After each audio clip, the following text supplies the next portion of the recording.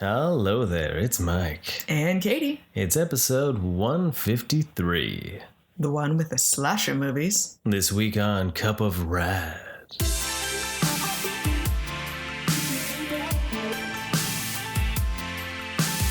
Hey everybody, we're back. It's another week. It's another spine tingling, wow, whittling. Something wriggling week. Wiggling, tingling. Spooky season? Spooky season. I was going to say, you got to say it right. With murderers. That's right. That is right. It's the one with the slashers. We did a few random slasher movies this week. Yeah. So and we're off to a rambling start. This month's going by weirdly fast but slow. Life flies. It's kind of ridiculousness. Well, especially like kiddo hasn't had a full week of school for the last month, and you would think that would have not made things any faster, but they have. It's just because we have so many holidays as well, and that's part of it. And Halloween in general, that season always goes by faster for us, especially when we have movies we want to watch. Yeah. Well, there's so many. Can you imagine when we used to make costumes as well? Yeah. I mean, we didn't never watch as many movies, so yeah. But so it's definitely been whizzing by, isn't it? Mm-hmm. It'll be Christmas in no time. Yeah, sooner. Hey, there's a new movie coming out. I just saw the trailer for it. It's called Black Friday. Bruce Campbell's in it. So we're there. Yeah.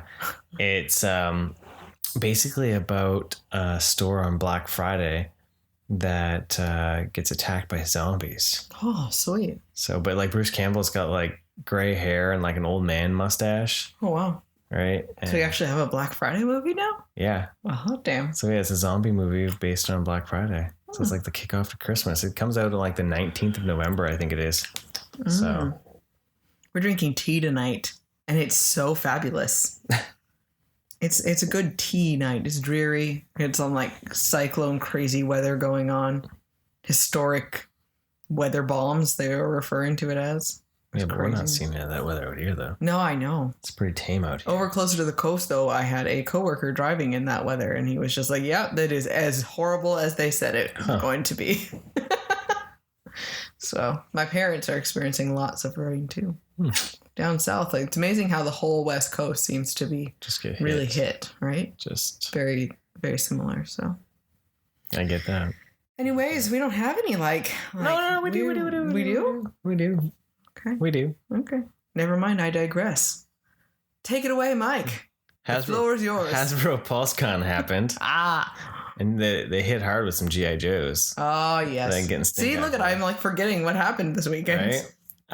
But they showed some G.I. Joes. It was pretty cool to see some of the ones they got coming out. They're actually bringing out some, more nifty looking ones. They got Crocmaster that comes with the crocodile. That thing is awesome. I think that's just worth the crocodile alone. Oh, yeah. The articulated crocodile. He'd be a good villain against Batman. Right? Because he's going to be the 12th scale. Yeah. Because he looks ridiculous. And then they also have Spirit. I can't remember the full name. With the most important accessory. It comes with an eagle. Yeah. How cool is that? And I've noticed this line of G.I. Joes, this wave, the weapons are starting to look more like actual weapons, which is kind of interesting. Which is weird considering so many places are taking weapons away. And for it to actually be looking more realistic seems, but we'll take it. Yeah, totally. He comes with a sniper rifle, 2 knives, and a pistol. It's pretty amazing. Outback is one that I think would be really super cool to get, but it's a Target exclusive.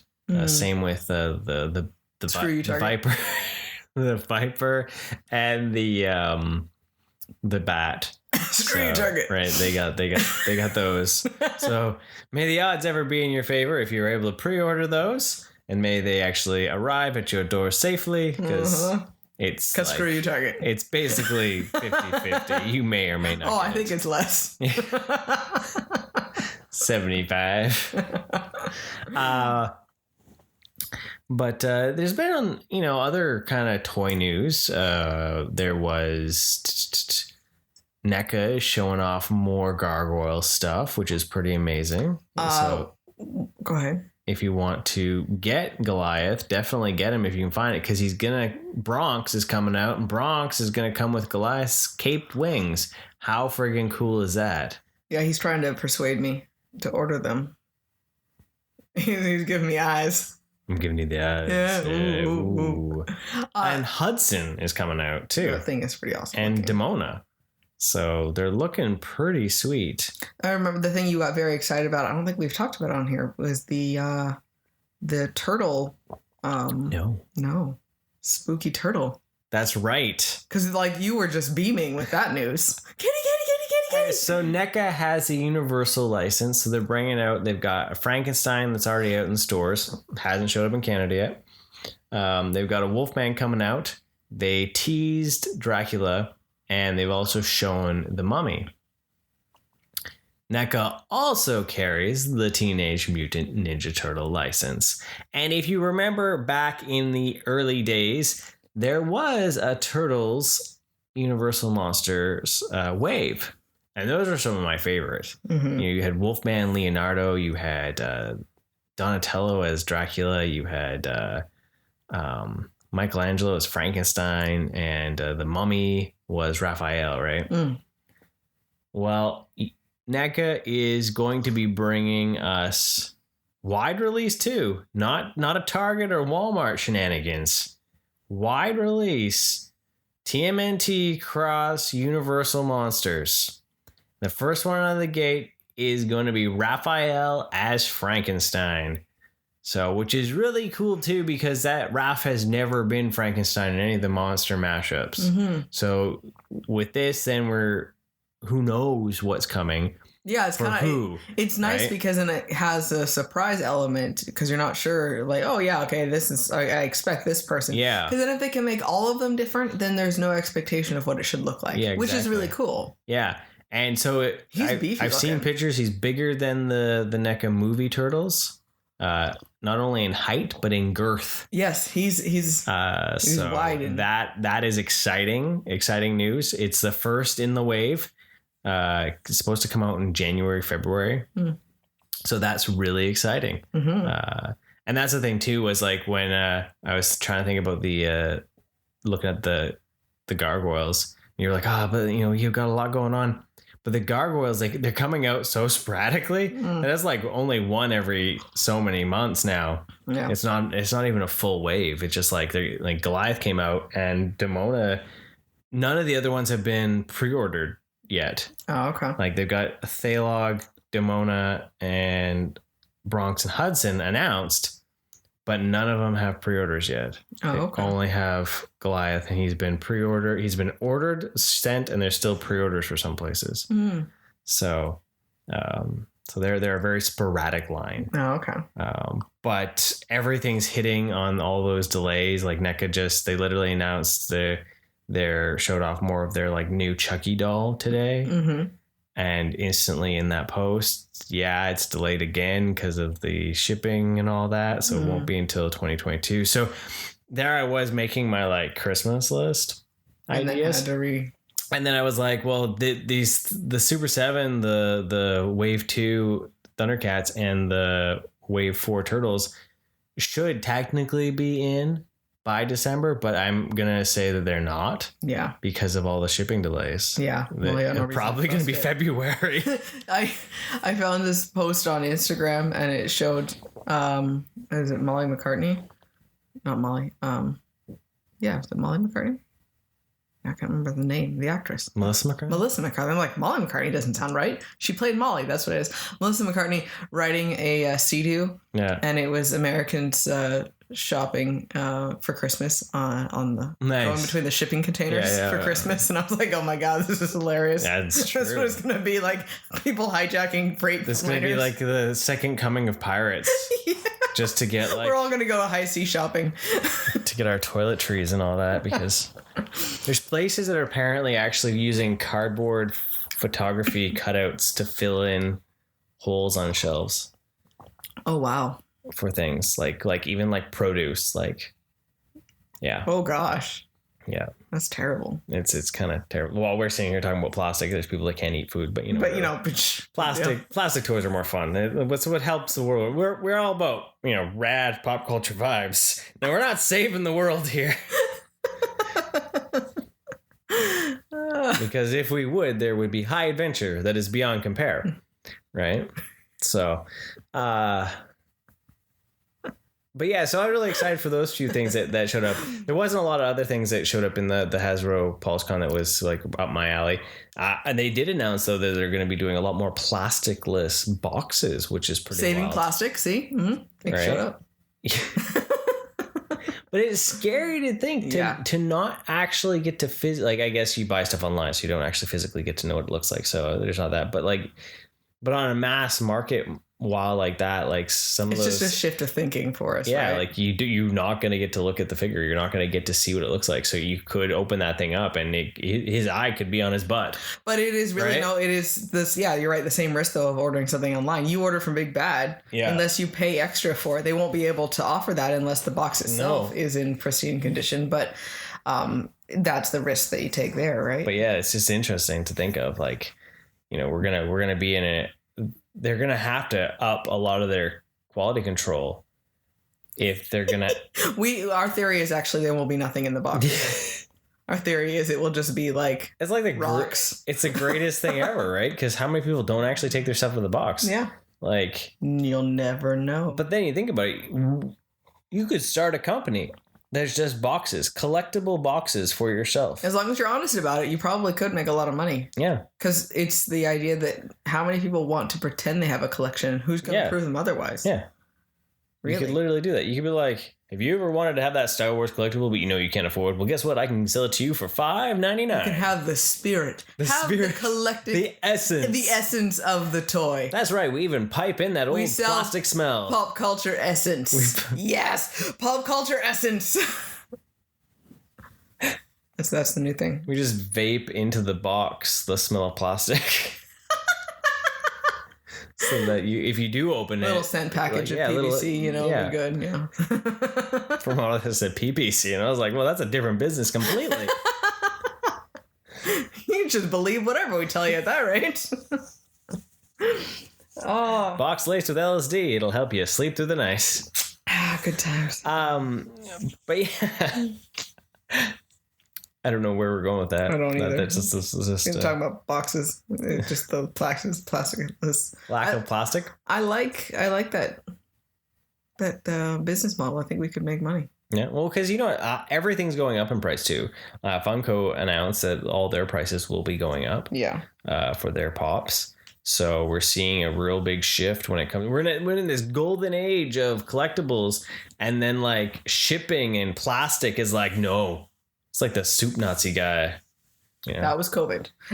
Yeah, but it's causing all that, right? You know what? It's not just a lot of these problems were already there. This brought it to a point where it can't be pushed aside anymore. These power shortages are there over having problems. That's not COVID related. That is other things. That's overpopulation. That's overpopulation, destruction of natural resources. It's, So let's go buy more toys. Yeah. I mean, like, that's the goal. I can't preach and buy toys. Damn it. Okay. It's a cycle. It's a cycle. Yeah. You want this thing, you get depressed about how the thing is, but then you get depressed, so you go buy another thing. It's a domino effect of horror. Yeah. And that's what we're here for. We're here for the horror.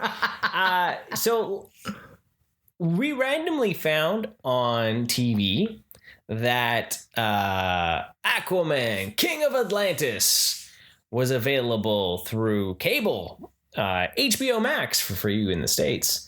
And we found out that it was not broken up into like what I assumed it to be 15-minute episodes or 11-minute episodes. It's broken up into 3 50-minute episodes. Was even down in the States? Because like there's no like real break points where it could have. I don't know. I just assumed. For the style of cartoon, I am looks making like it should have been. the assumption. Okay. So I'm making uneducated guess when I saw the trailers and I saw the animation style. Because everything is only 15 minutes for cartoons anyway, so it's a very educated guess. Yeah. Okay, so we found this. And we found it, and we watched it. And I think if it had ever broken up into a bunch of 15-minute episodes, it may have kept my interest. Yeah.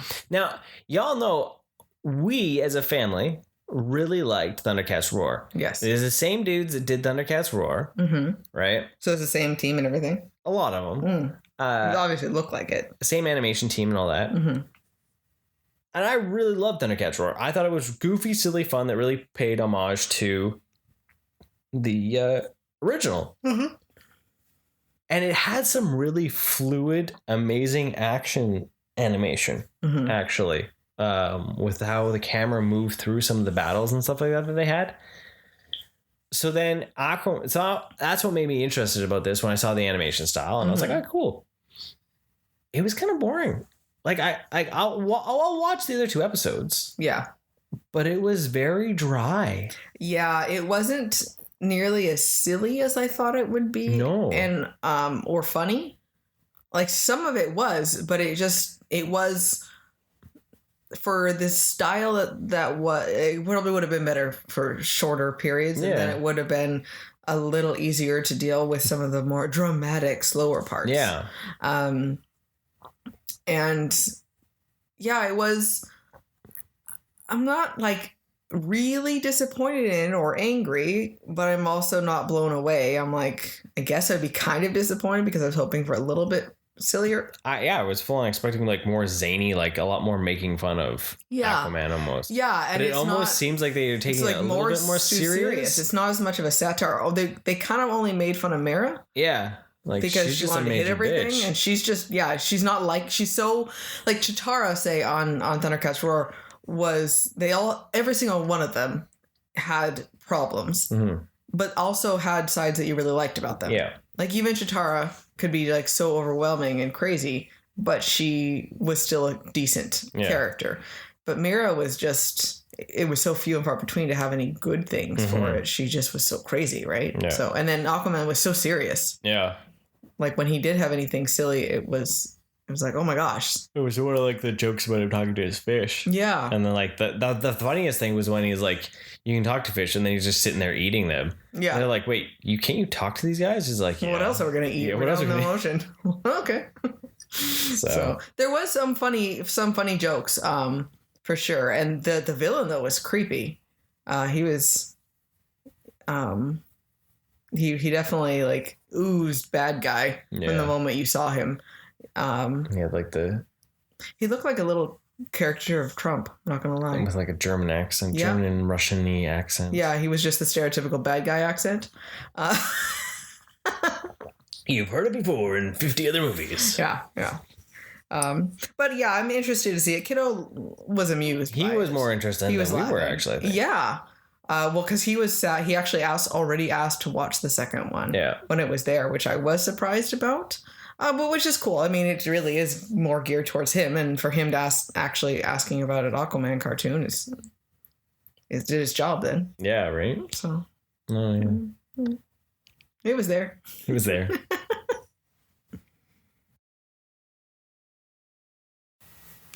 So the main event, because we're in the spooky season, right? Mm-hmm. That was like really off. I'm sorry for that one. Let's try that again. In the spooky season. That was much better. It does not sound so much like Borat. Yeah. All right. It's my wife in the spooky season. Yes. Okay. We watched a bunch of movies this week. So we picked a slasher. We went for something that was a little bit more traditional when it came to you wanted to see people die. Let's be honest. You're like, everything's been so tame. Death, murder, destruction. That's exactly what Yeah, that's what he said. I had flame in my eyes. Yeah. I squatted evilly, shook my fists. So the slasher film genre really started its notoriety with Alfred Hitchcock's Psycho. And then you had ones here and there, and then it was then again when John Carpenter's Halloween came about, which on Netflix is a nice little special. The Movies That Made Us, they did a bunch of Halloween episodes, horror episodes, I guess, and we watched that for Halloween. Well, yeah, it was really interesting to see how that did kickstart everything. and that reminder of how there isn't blood in it. Yeah. And, because then it is so tame, and it's really just the sex that's in it. And the suspense of it all, right? Yeah. And then to see the movie, say, like Friday the 13th, that was directly let's take advantage of what Halloween did and run with it and amp up let's gore. amp up all this stuff, right? Yep. And so you see that build, and we haven't watched the Nightmare on Elm Street. Yeah, we did. We did? Yeah. Oh yeah, we did watch it. See, you know what, these ones weren't nearly as interesting though as there was interesting parts. Yes, but it was able to. It was a lot more on the financial side of everything. Yeah, it got kind of dull. It's more like a producer meeting. Yeah, history of producing it. Yeah, like some of the other ones in the movies that made us were definitely more interesting. Like the Forrest Gump one was really interesting, and like, well, it's still, I guess, the idea of how it actually came to be, and all the struggle that is putting that team together, and the one wrong thing that didn't click, and the movie wouldn't have been made. So it's interesting, but at the same time, it was just drawing on. Yeah. Right? So then through the 80s, there was a slew because of, say, the success of Friday the 13th. And it was like, well, now it's like the splatter decade where, you had Sleepaway Camp and the Sleepover Massacre and My Bloody Valentine. It's just like everything. Everyone's just being murdered. Yeah. Murder. So then we finally get to the 90s where Scream hits, and Scream kind of brings it out of the dark basement of horror. Mm-hmm. Scream brought it back to mainstream cinema almost, like where, say, like Halloween was mainstream cinema. Friday the 13th was mainstream. Even like I wouldn't even would say to put Nightmare on Elm Street as a slasher, because it's something different. Yeah. But like, because all those movies, they spawn something, and everyone's trying to do something bigger or badder or worse. So then they got bloodier and gorier, and they kind of like started creating more of like the direct to video, like the B movies, right? Yeah. And when you got to in the 90s, when they created Scream, that brought the slasher back to the big screen. Well, and it was a mystery too. Yeah. That's one of the biggest things. It's the suspense of not knowing what's going on with it, right? Yeah. So, and that there also, then, because of the success of that, then you saw the whole spiral again, right? Of things more based on those. You're like, oh, okay, well, Scream did really well. Well, how can we, we had I Need to Know What You Did Last Summer. Yeah. And we watched one of them. Yes. We watched Urban Legend. Yes. It was on Netflix for us. I'd never seen it. No. And I'm so excited. I have not watched Urban Legend since theaters. This was 1998. That's crazy, man. 1999? 99, I think it was. No, 98. Yeah. 98. So like that is how long ago it has been since I saw this film. So that was definitely different feeling. But I still remembered it. I was gonna say you probably still remembered all of it. So like when you look at slasher movies, it's easy to get put by some of the more grotesque ones. Yeah. But when you think of like in the 90s, like Scream, I Know What You Did Last Summer, Urban Legend, they fall into a category where they're not necessarily gory. Yeah.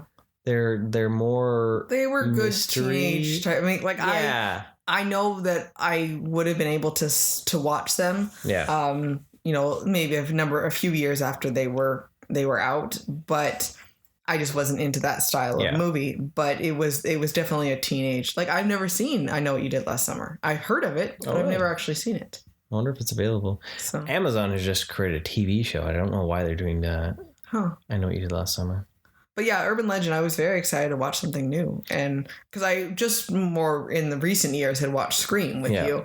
And when you told me that this was based on Scream, I was even more excited. And then like all the people that are in it, it was ridiculous. Right. Every other person, I'm like, oh, I know, at least I know who you are, even if you're not famous. And then, and the decent amount of famous people in there too, right? Well, the thing that was kind of cool with Urban Legend was the fact that it was a killer that was basing all their murders on urban legends, right?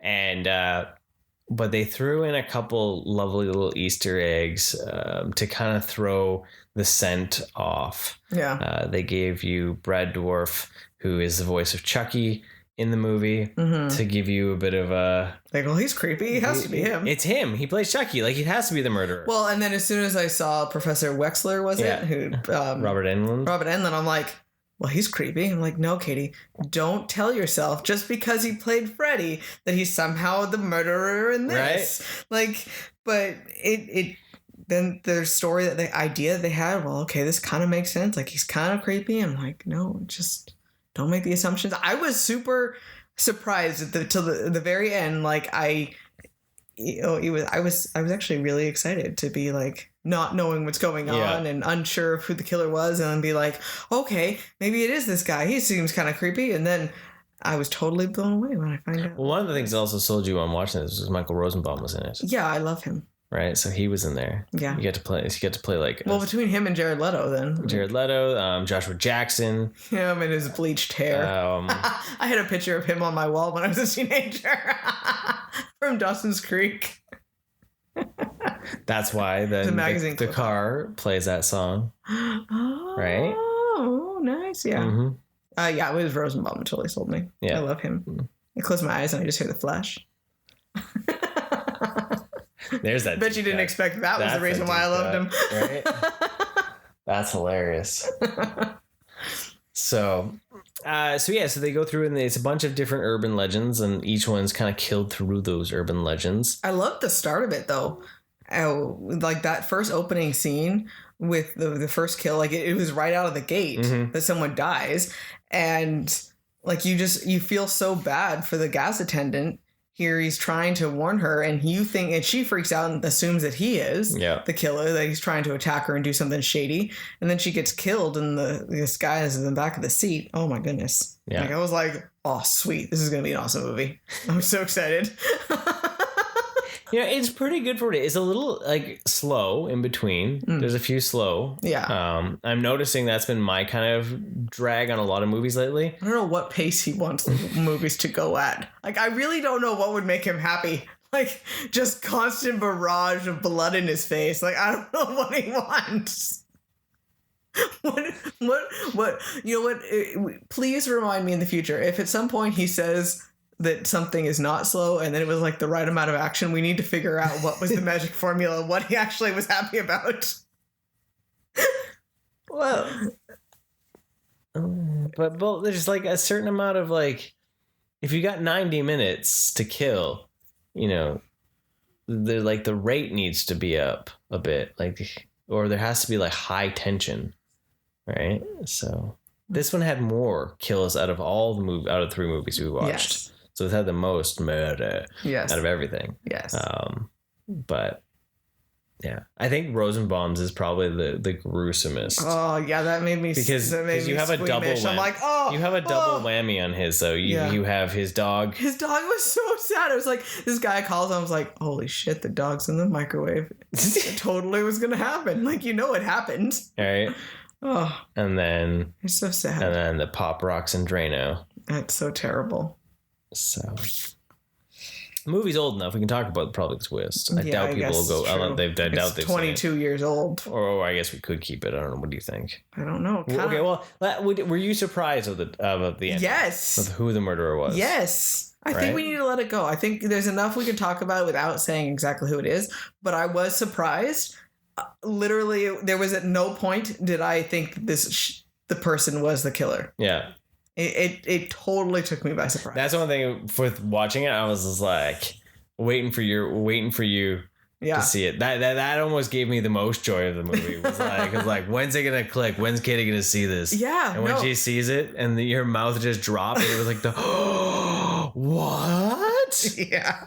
No. Yeah. How could that be? I was like, yeah. But then as it unfolded, and I'm like, oh, this was so well done, and this is totally true. Like, the reasoning to explain why the person was killing and attacking the person, the main character there, totally made sense. It would have like you could see this actually happening in real life. Yeah. It wasn't an extreme circumstance or anything like that. It totally is legit, could happen. Yeah. And I think that made it even more cool. Yeah. That, you know, because I thought at first maybe it was going to be someone obsessed with like the prior killings that was there. And then, you know, you're trying to figure out what could possibly be causing this. And then the twist at the end with the future stuff and it happening all over again. Yeah, it never got a sequel though, that I'm aware of. No, I know, but it like that's even cooler. Because it continued the urban legend. Continues the urban legend. I was like, this is so awesome. Right. So I thought that was really cool. But yeah, there's lots in it. Like it's actually not about like they do a lot of like Scream based things. Yeah. To throw your scent towards certain people because certain characters are very similar to the characters in Scream, right? So then you're kind of like, well, is it this exact same formula? Like, yeah, exactly. Is it gonna be so and so because it's like the boyfriend and like exactly. Oh, it's gonna be this like but they do a lot of like those kind of almost I don't want to say rip off, but they were able to kind of rip it off and then make it their own. Yeah. But yeah, I thoroughly enjoyed it. Yeah. Like it was definitely exciting. So yeah. All right. So this one is one I've been wanting to show Katie for a while. And it goes back and forth on different lists if it's considered a slasher or if it's considered survival horror. So it doesn't when rewatching it doesn't necessarily follow the slasher rules because there is no final girl. Because that is pretty much most the rules of a slasher film, and there isn't a high body count. Yeah. So sorry, it's not a slasher film. We thought it might be because it's on some like because I'm gonna do my Google and all the all the lists that you can find on there. It was like a 50-50 split of if it was on. So it's a murder movie? Yeah. So it should be the one with all the murderers. Yeah. So we watched The Strangers. Yes. And I'm drawing a blank on when it came out. 2006, I want to say, or 2004. Those are the two dates that... I thought it was 2008. We'll find out. Well, now it could be. I don't know. It's a 2000 and something. 2008, yeah. Oh, Katie for the win! Wow. That's impressive. Like, wow, I'm thoroughly shocked by that. But you showed me the trailer, and it was creepy. The trailer was really creepy. Yeah. So now, see, the reason why I think it could easily fall into the slasher realm is because it gives the same ambiance of the original Halloween. Yes, that makes sense. Yeah. So there's something in the background. There's a shape. There's a shadow. There's an ambiance. There's a creepy ass white mask that is the heebie-jeebies. The heebie-jeebie mask. Is what it is. The heebie-jeebie mask. So The Strangers is a story about a couple that is home in a secluded farmhouse. So it starts out with them saying they had just left a family's wedding or a friend's wedding, and they're all dressed up in a party, but you can tell they were arguing. And I think it's an awesome way to start the movie on edge, because if just walking into a couple fighting who are obviously uncomfortable and not knowing what's going on, it's like immediately puts you on edge. Yeah. Because you maybe try to imagine being in that situation, or you're trying to, like for me, I'm like, well, what the hell happened? What are they so angry about? What could possibly, like, so you're immediately, I was trying to figure out what was the problem. You know, what were they arguing about? They don't seem to not be talking completely, but they do. Like, they look sad as well. Like, what's happening? So you're already on edge with that type of stuff. And it is a slow start, though. It's a slow film in general. Yeah. But it just definitely puts you up on edge. Yeah. Of seeing some of the choices that are made and the, you know, and just the general dread feeling. Yeah. And so I think there's a lot of ambiance in The Strangers. Yes. It's very it plays up on the sounds, it plays up on the what's in the background, it plays up on its own lighting. Yeah. It uses the music that they're listening to on a record within the movie to increase the ambiance and the scary, like the record skipping. Because there's not really any other music other than the music that's played on the record player. Yeah, there's no background to music. Yeah. It's just that. So then when it's happening, it's just super jarring, and like I can actually kind of hear it echoing in my head. And it's loud. Yeah. So one thing I learned from that movie though is that if you're ever being attacked, you need to just go in a place where you're not near a window and just hole up, because when you move your ass around is when you get caught. Yeah. You just stay in one spot with your gun trained on the door. If you find like a closet or something, you're pretty much doing better than. But then you shoot the wrong person. Yeah. Well, I know. They had enough bullets. They could have sat there and tried again. I don't know what, like, I understand the trauma of it all. But really, that was how you were going to deal with it, was get out and just be like, screw my plan. I'm just going to walk around here. Stay in one spot. Like, Stay in one spot. Yep. And just kabloomy. Yep. Oh, yeah, because it was every time they were near a window, I'm like, oh, my God. Someone's going to jump through it and smash into it. Yeah. So it definitely made me uncomfortable the whole time. This movie made me kind of freaked out. Was I going to be okay at night again? Yeah. Because it's more real feeling. Oh, it's very, very real. Where urban legend is it never freaked me out at all. Big and large and loud. It doesn't feel like any situation I'd ever be in, right? Yeah. And The Strangers feels like something legitimate. Yeah. But all I told you was, this is why I don't live in the middle of nowhere. No, this is why you own a dog. And a moat. I said I was going to have a moat. An electric fence. And security cameras. And I have panic buttons. Yeah, I was listing all the different ways that I would be only okay if we lived in the middle of nowhere. Multiple shotguns. An AK-47. With frickin' laser beams. Exactly. Yeah, so it's very obvious. So the movie does lie to you. I want that to be known because I looked it up. Because it starts out saying it's based on true events. And it doesn't lie, massages the truth. It gently rubs the truth. Because it's actually not based on any solid events. Like it is. It's based on a conglomeration of events. So it's based on the Manson murders. Which is just one of the worst home invasions that have ever happened. Right. Not the worst. One of the most popular known home invasions that has happened. It's based on I can't remember exactly where it was, but there's a cabin in California where it was like people were found dead, and they don't know. It was like one of those unsolved mysteries. Like, how did these people get murdered, right?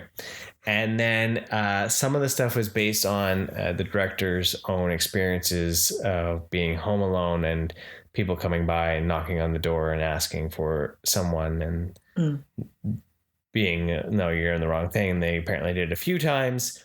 And then he found out a few days later that other houses were robbed. So the only reason why their house didn't get robbed was because their family was home.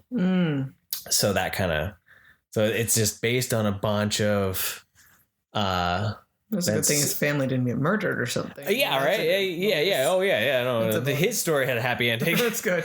Right. This movie did not. It was so horrifically terrible. It's pretty bleak. Like, oh my God! The movie ended. I'm like, seriously? I mean, I understand they're horror movies, but seriously? There was no final girl. There was no final girl. Nope. You know what's creepy too is that you never see the killer's faces. Mm-hmm. The group of them, they're masked, and then it's very intent. You don't actually hear them talking, but you barely. You only hear the one talking. Yeah, you don't ever see their faces. You kind of get the feeling they kind of look like a family. Yeah, which is creepy. You got Baghead, you got Pinup, and you got I can't remember what the other one, Doll. Yeah. Right. And it's there's a sequel. Oh. Yeah. Nope, that's okay. Heebie-jeebie face mask Sackman. It's not okay. It's on Netflix. Sequel's on Netflix. Oh. So we could watch it. Pray at Night. Oh. Yeah. I had not seen that. Oh, that's nice. So Christina Hendricks is in it. Oh. So Okay. Well, we can keep that in mind. Yeah. Need to have some more realistic horror for myself, you know? Yeah. Yeah. I'd rather watch How I Know What You Did Last Summer. So yeah, it's definitely bleak. It's definitely a long story. It's not super gruesome. It's based more on ambiance. It takes you back to like the original Halloween feel of just that like terror, that what's in the background. Because I think what the movie does well is a lot of those shots where it's mainly the Baghead Man. Yeah. Where he just like, because the white shows up within, and that's similar to like Halloween. Yeah, exactly. Right. Well, there's one whole scene where she's just standing in the kitchen, she's on the phone, and he's in the background, and you just see this floating white head, and then he just disappears. And then he just disappears, and she has no idea. And I'm like, oh my god, like that idea that someone's just watching you like that. Yeah.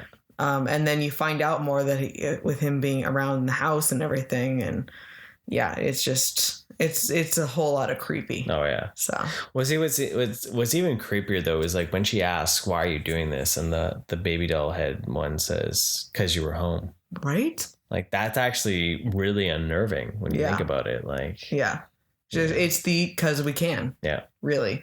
It's like So it's really, it has nothing really to do with this, but when where I lived as a kid, we were robbed. Mm-hmm. Right. Because you lived in the middle of nowhere. We were robbed. And when I watched that movie too, you think about some of the stuff too, because it's amazingly how creepy it can feel to be robbed as well, right? Knowing someone was in your house? No, yeah. But so like with me, it was we were robbed. The cops came out. They checked it all out. They gave us the information of what we needed to do to fortify our house again, right? And blah, blah, from the things that were broken.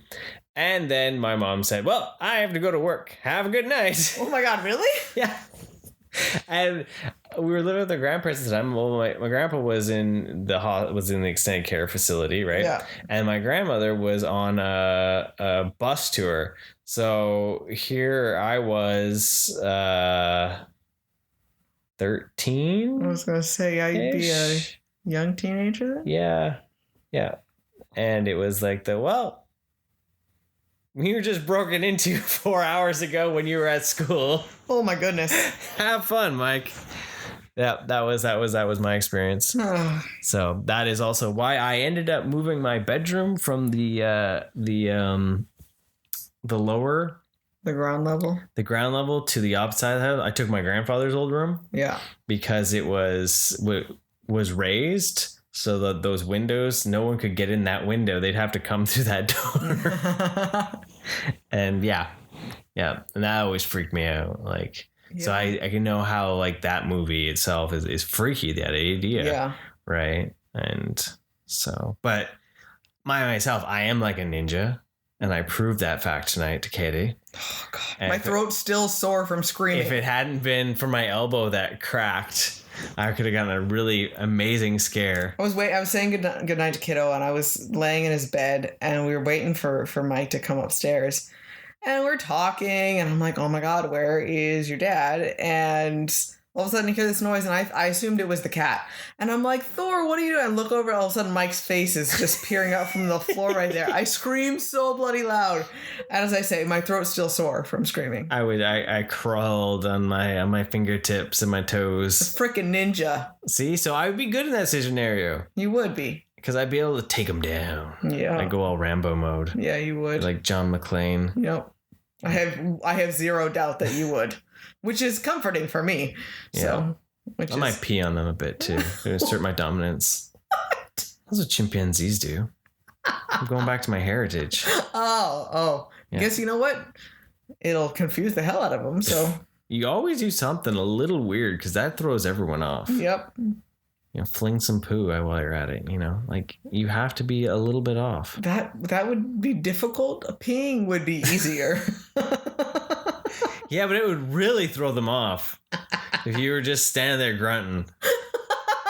And they're just like, what's going on? They'd probably leave at that point. It's terrible. Exactly. I was going to kill you, but poop. Nope. Not okay with it. I'm out. There is a line and I will not be crossed.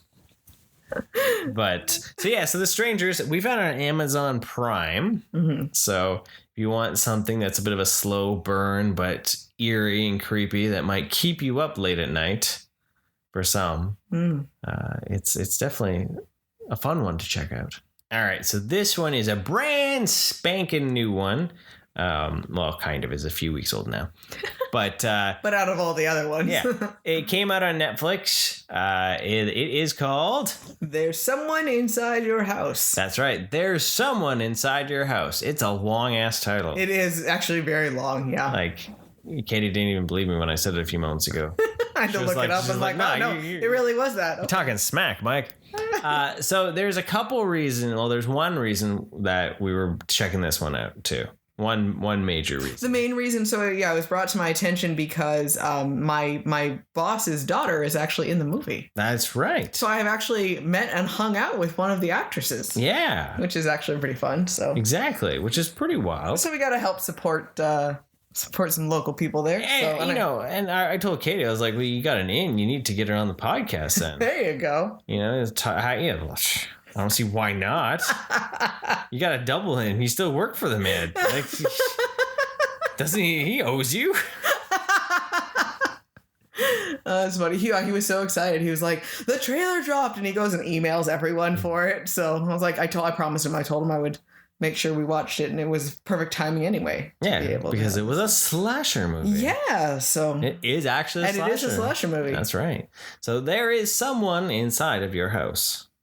There's someone inside your house. Yes, that's what I said. You said inside of your house. Oh, you added a word. See, there's someone inside your house. Oh. You're like, it's a long ass title. I'm going to add any words I want. I will add as many words as I need to. Yes. So as a teenager, like high school age slasher there. And so it's more of a smaller town and kind of the weird group of kids kind of idea. But it starts out originally with one of the football players, being murdered. You kind of just walk in on him talking on the phone, kind of getting ready, that type of thing. And then he starts getting creeped out in his house. He feels someone's there. And so they're kind of chasing him around the house. And his murder is, it was violent and bloody right out the gate there. We saw this is actually in two of the movies we watched was Achilles tendons being slashed. Mm-hmm. And like the second time we saw it, I'm like, it sounds gruesome, but that really is an effective way to take someone down. Holy shit. They do it in Trick or Treat too. Yeah. Like that's an effective way. Yeah. So if you're ever under a bed with a knife, go for the Achilles. That's what you're doing right there. Yeah. So it sets off the more of the tragedy idea. The high school's in shock, and then kids keep dying, and so you have all these people with all these different secrets. They feel like something. Well, they find out the murderer is killing them based on their hidden secrets. Yeah, things from their past. So they're worrying that it's going to be like the cops being able to do, because there's something kind of weird there, trying to figure things out of. Somebody's doing like background checks on them because they seem to be knowing things that they're not sharing, right? So it's throwing you off, trying to make you feel like it's going to be different people. And this one has a pretty good twist. The person who ends up being the killer, I was not expecting at all at the end.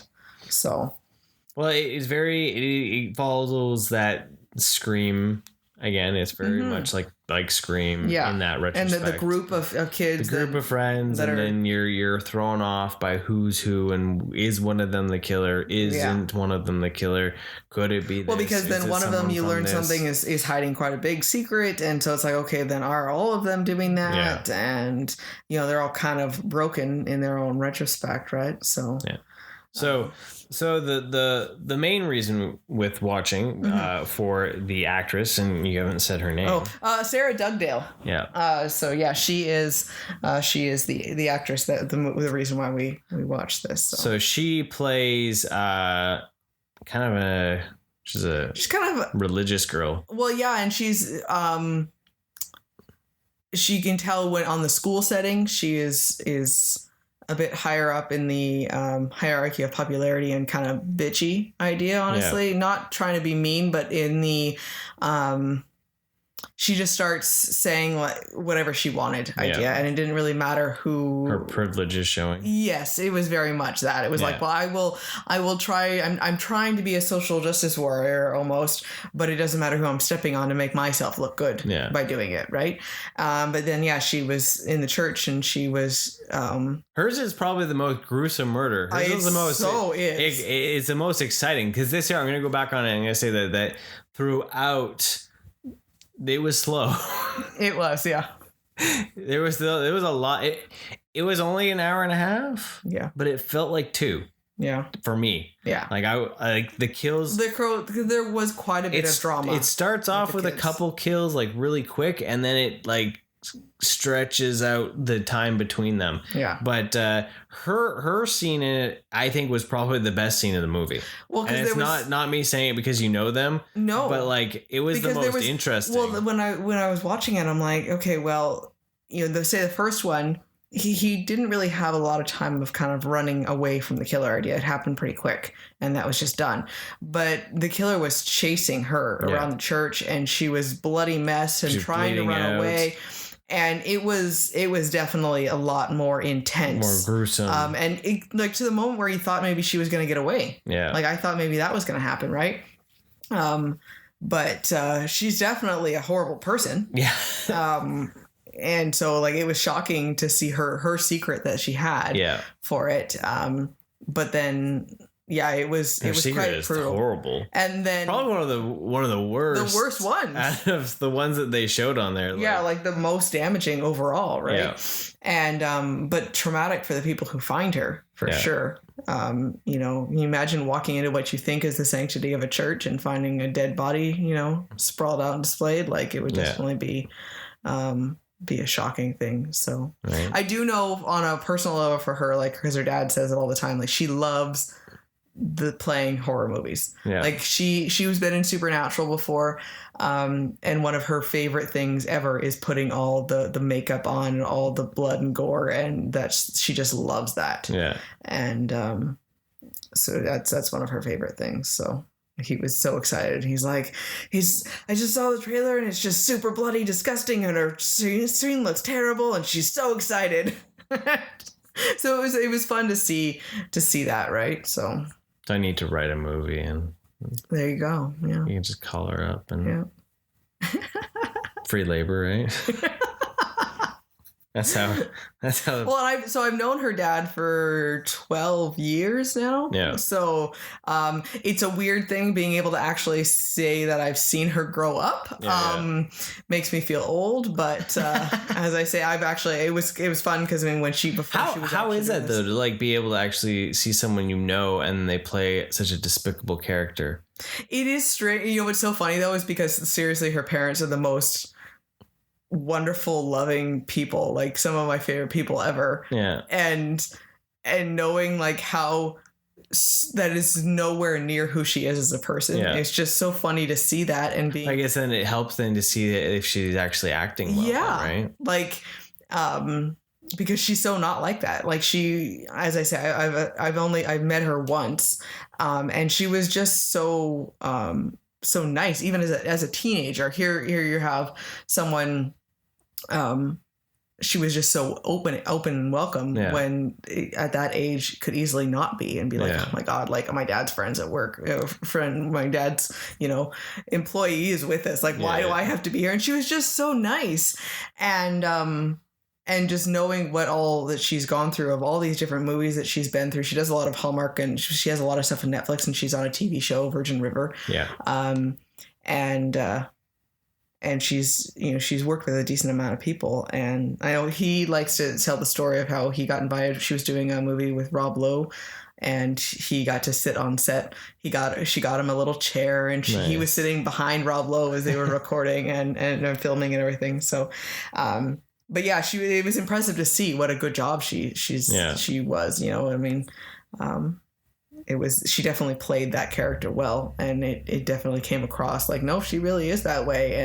And then how she is trying to say that she wasn't that way and try to play it off as a joke. I was like, this is how people really are. Yeah. When someone finds out something like this, then they try to justify how it was a joke, or, you know, try to do something else. And you're like, no, it's just you being terrible. Yeah. You know? So, but there's my little personal tidbit for interesting. it. So, yeah.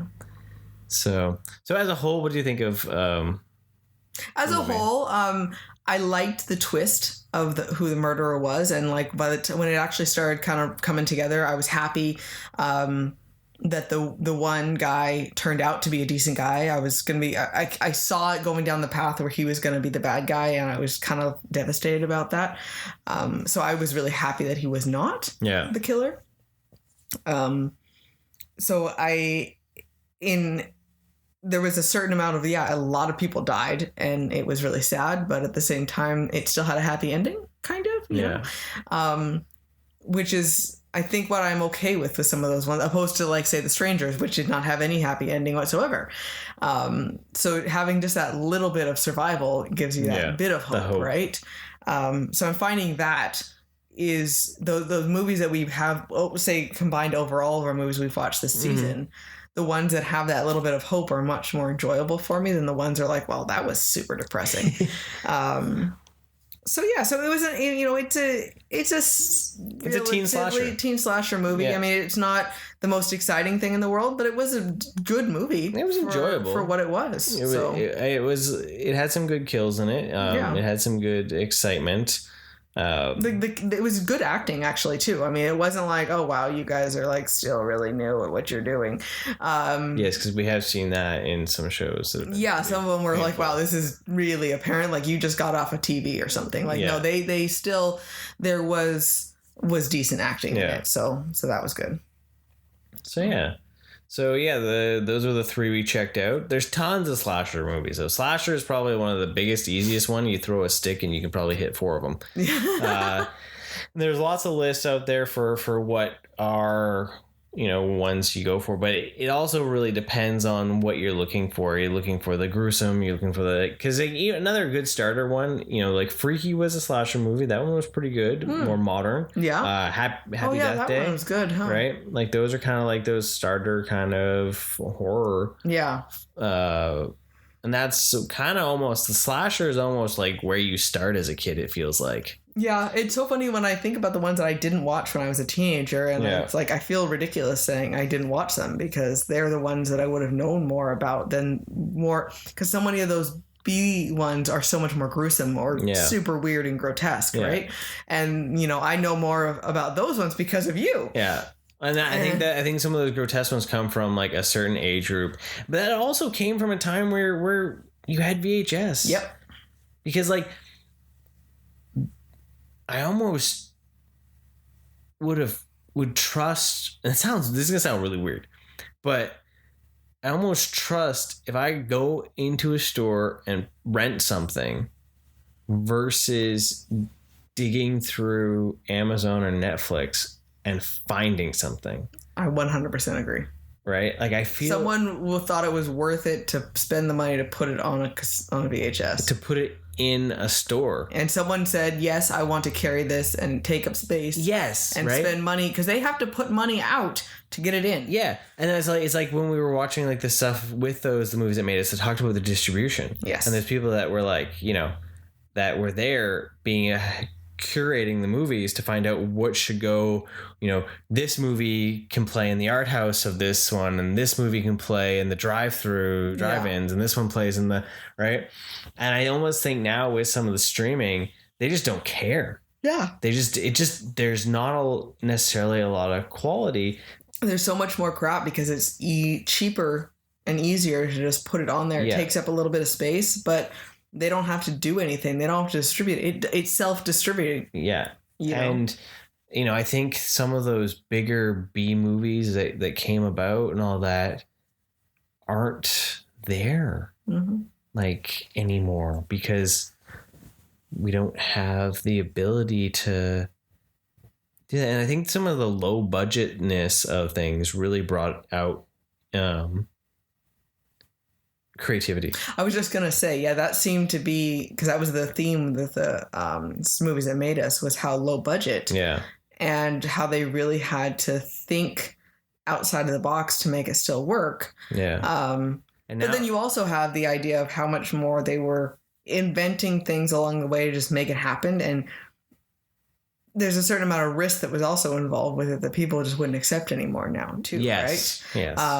You know, damage that was happening with, like, say that blood that they had created, having Kodak processing fluid in it and then blinding the guy. Yeah. Which, that trivia we found out, he's Bing Crosby's son was in Friday the 13th. I didn't know that. Right, and he was blinded for 6 months after having blood go into his eye underneath the fake blood, the end of this patch, and they were afraid 6 months was going to lose his eyesight permanently. But so luckily they've created a better formula, and they don't have the chemical agent in there anymore. But stuff like that, where it's just like, we'll figure it out. Yeah. You're not going to pay someone to figure it out or buy it. I think now too, they rely too much on like CG though. Yeah. Right. Like, well, and then it's like cartoon blood and like, bad, almost. So it's like, so it either has to be super high budget or it's super, super corny because it's as cheap as possible CG that they have to use. Or and like, it must be better to get back to some of like the more practical stuff. Right. So at least if it's going to look cheap, it's gonna be practical and cheap. But like that gives a certain charm to it almost, right? Like, like paint a watermelon and blow a watermelon up, like be a little bit more like you really get into the art of making the movie, and be creative about it. And I agree. So, but that's what I like, because I think about it, and I think about like some of the more splatter ones and stuff like that, and it's like, they might be gruesome and horrible, but like there's a charm to them almost. Yeah. Because a lot of them also... I know they have a special place in your heart for you. They don't... Well, they also don't... like, because we tried watching some of those ones on Amazon there. Yeah. And some of them were just like... The one we turned off so badly acted. And it's hard because it's like, I remember watching tons of bad movies. Like, Toxic Avenger is a terrible movie for acting all that. But, like, it runs laps around that movie that we turned off. Yeah. All right. Any of them, like, they're corny even some and of hokey. The old slasher movies in general. Yeah. They're not the greatest actors that are in them. So, when you do have someone that's a good actor, it's like, oh wow, but I think there were so many of them that were just like, well, let's just see what happens. But there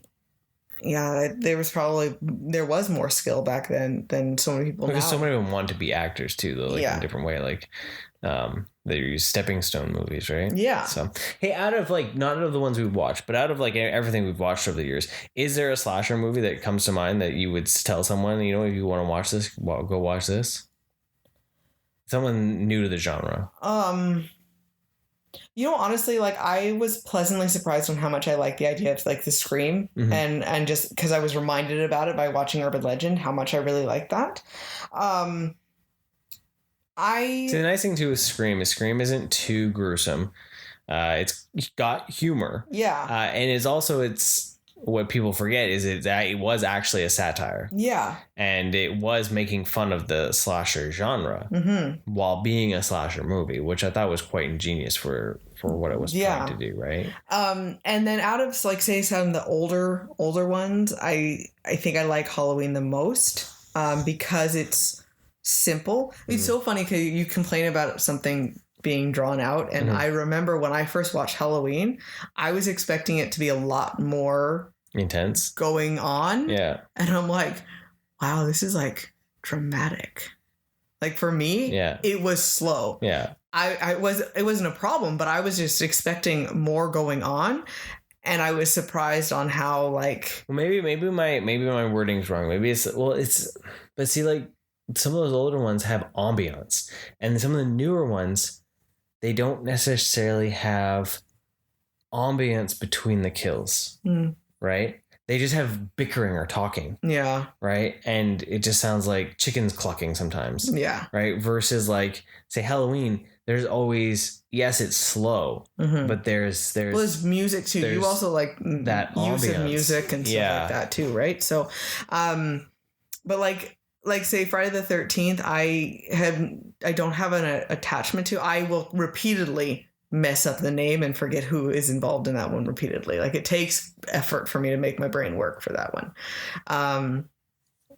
But yeah, I think I like the idea of, say, the Scream and the urban legend that probably is more of my go-to enjoyment. I like the a lot more of going on back and forth and the mystery, and more of it. Yeah. And, of course, to say with Halloween, you knew exactly who the murderer was. I mean, it wasn't a question really, right? Fair enough.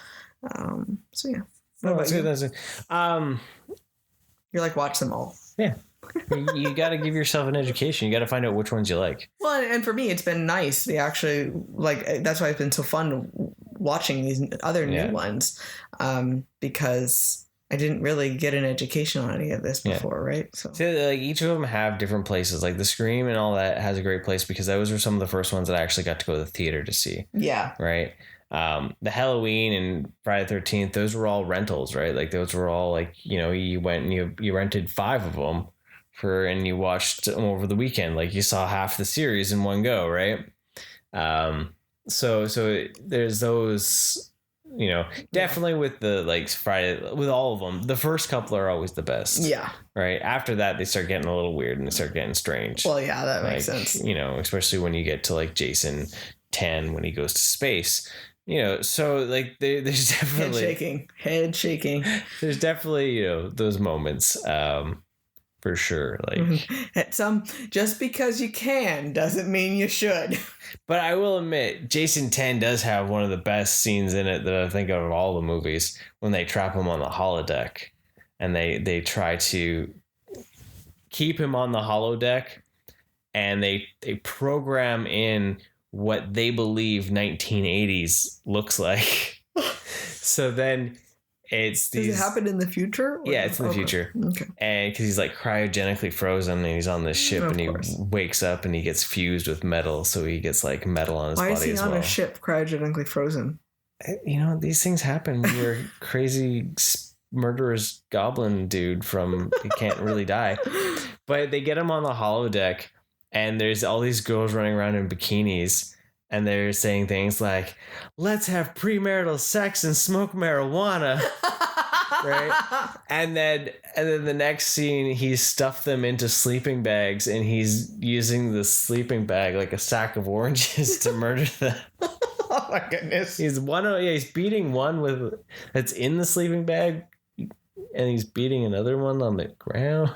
Nice. Yeah. It's hilarious to me. I laughed so hard when I saw that scene because it's just like, it was the best scene of that movie. Like that's the only scene to watch that movie. And now you don't want to watch it because now no, you do. Or just find that scene. You gotta see that scene. That's a great scene. Nice. I'm excited for the new Scream that's coming out. Yeah, I think that'll be a good watch. How many Screams are there?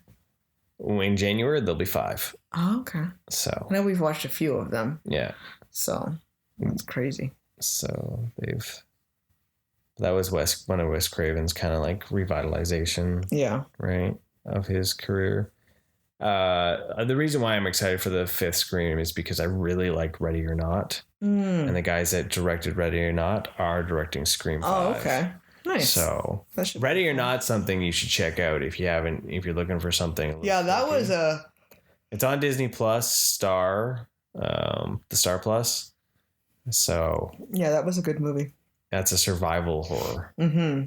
So that one I'd watch again. Like that one I actually would watch again, no problem. Like I really like that one. Yeah. So there's so many, and we're coming up in the last week here before Halloween hits. It's gonna be a little bit of a schmozzle of things now. It's just gonna be the one with the Halloween. The one with Halloween. And we'll see what we get in there. Maybe everyone will get to pick something and we'll watch something maybe from our tried, trusted, true stable of I know. It's been... Or maybe it'll be new again. Yeah, because it's been like oddly refreshing and exciting to watch new things. Like because there's so many. Right? I have only a few that I like always wanted to watch, but a lot of it was because it was okay to show kiddo, and now he's a little bit more of open to other different things, or not always needing to be with us to watch something, and so having the flexibility of something. It's getting harder though because he's not at the age to watch some of the. I know he's in that weird in between. Yeah, because like he's in the in between. Though the horror movies, it's either like Hocus Pocus. Mm-hmm.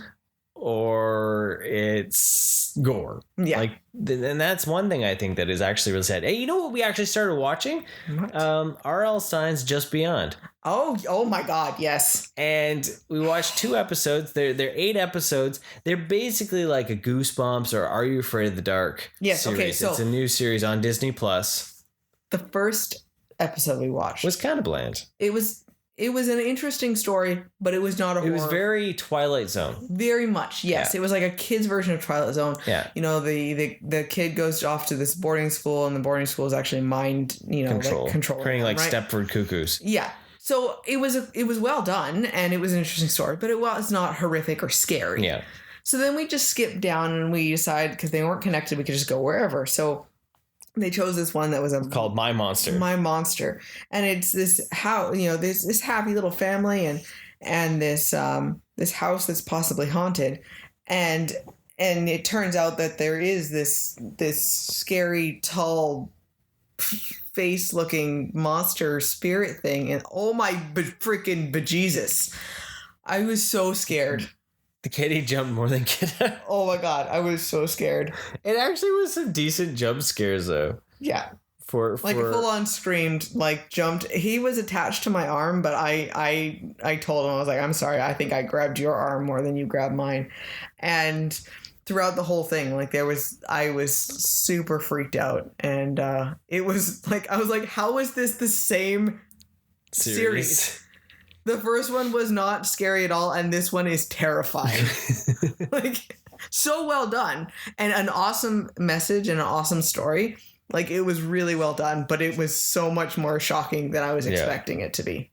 Because he was creepy. Yeah. But excellent story. So if you find that, definitely that episode was really well done. Yeah. It was R.L. Stine's Just Beyond, My Monster. I think it was like episode 4 or 5. Yeah. Somewhere in there. But yeah, very good story on a life lesson idea. Yeah. Like, I really, really loved it. Yeah. But oh my God. Super creepy. And on that note. That's funny. So we got 1 week left. Let us know what slasher movies you guys like, in the comments or all that, because it'd be great to hear some of your favorites. Yeah. We'll come next week with the last of the Halloween before we go into who knows what. Thanks for joining us, everyone. Have a wonderful night. And remember, dudes, stay rad.